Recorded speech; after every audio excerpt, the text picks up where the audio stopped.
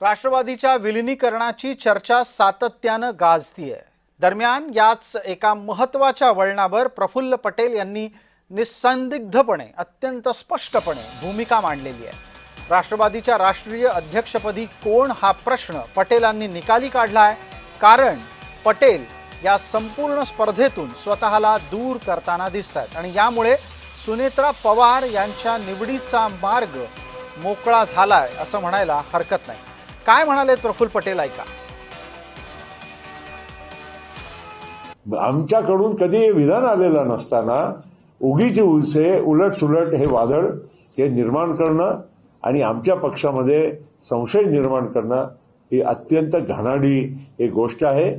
मला अजिबात त्याच्या पलीकडे काही बोलायचं नाही आहे।